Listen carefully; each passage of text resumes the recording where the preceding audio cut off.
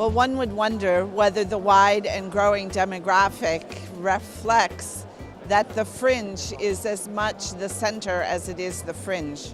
Because perhaps what it is that we're doing is attracting the inner fringe for any given individual, because who really at the end of the day is who they appear to be.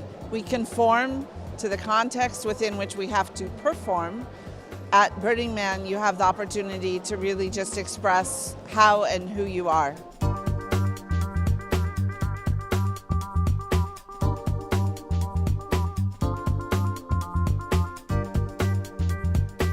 Well, it's interesting. The Black Rock Desert is vast, but the room to grow is open to discussion. We are capped at 70,000 participants, and we've sold out since 2012.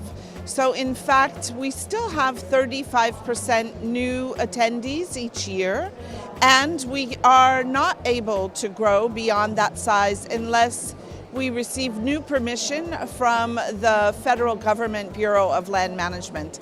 And when one grows, one has to have an increased infrastructure for that growth. And this city is built, Black Rock City, where Burning Man is held, by a team of volunteers, 7,000 volunteers each year. So even if we were to grow, one would have to contemplate whether or not there is a sufficient infrastructure to support that growth. And what's interesting is that Burning Man thinks of itself as a city and an event, not as a festival. And as a city, the culture of our city is spreading. So as your question points out, there are these options of thinking about the culture in different kinds of contexts. And I would say that's taking more than one form. One form is that people are quite literally having events in other parts of the world, more than 60 now, that are 10 principle-based events. In other words, they take the 10 principles of Burning Man and reproduce in some way that fits for their context what that event means to them. So there's an event of 12,000 people in Cape Town. There is an event of 10,000 people in the Negev Desert of Israel. The tickets to that event last year sold out in 0.11 seconds. There's a festival in Germany called Burning Bear, outside of Leipzig, in a medieval castle in February, that maybe 300 people attend. So you have this worldwide movement of events, but you also have a worldwide movement of people who are inspired by the culture to have more permission in their own lives, to have more activism in their own communities, to see themselves as creative and having an impact in the world around them. And that cultural movement is as much my work as the Director of Art and Civic Engagement as anything to do with an event. Because in the end, I think what we're doing is igniting the human spirit. Coming back to your question about the fringe or not the fringe. So finding the fringe, finding the freak, finding the empowered citizen, finding the imagined possible, and igniting that inside yourself. When people go home, they want to live more that way. And so I think that the culture spreads uniquely in individuals who do often work in collectives inside of communities, and then it also replicates in venues of all types around the world.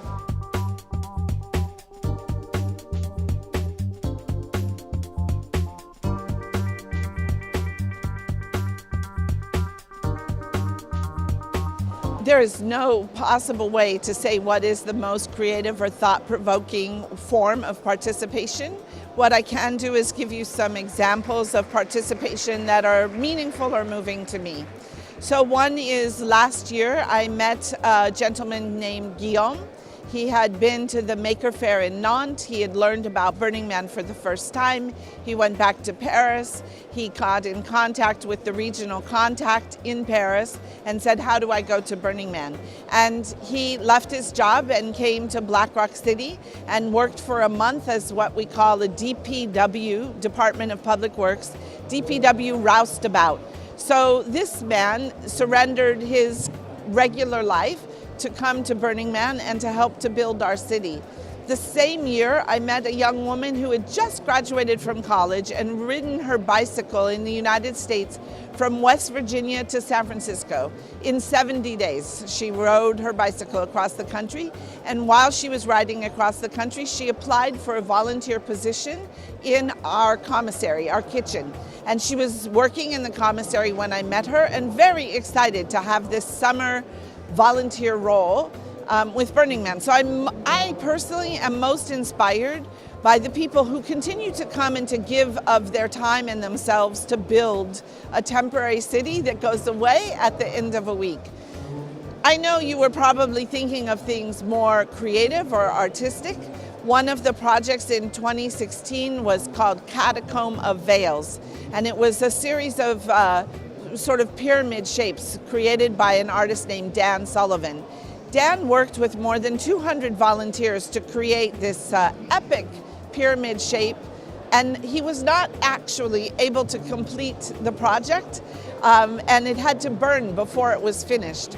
So what was inspiring to me, as even as the elements of rain and thunderstorms and lightning and time were working against him, Dan never lost his sense of love and community and the good kitchen that they were creating in the desert. So all of the people that volunteered to make that art project left with a feeling of success, even though the thing itself had not been completed.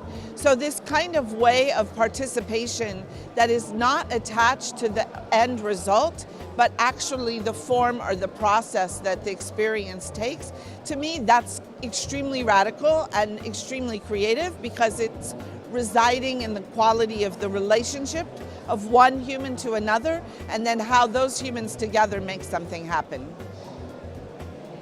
So I would add a postscript to that, though. You could talk about a 60-foot whale made of steel and glass in the desert. You could talk about a moving octopus with fire coming out of each of its arms that can be played like a percussion instrument.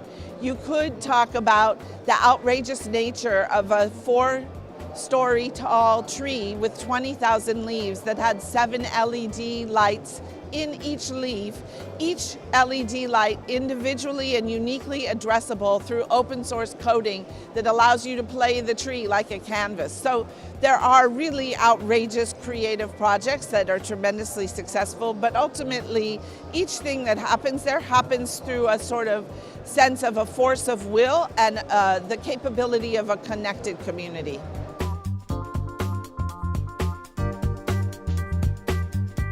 It's the poetic and aspirational nature of architects, that the conversation is, what is the dramatic nature of the architecture? How is it meaningful? How are we creating a narrative through which people live their lives? What is it that is aspirational in the voice of the architect and the place of the people? So for me, what's most inspirational is how much heart is going into what is quite an intellectual profession, and yet the underlying story I'm hearing is of people who deeply long to provide something of value and merit to the people who occupy the spaces they create.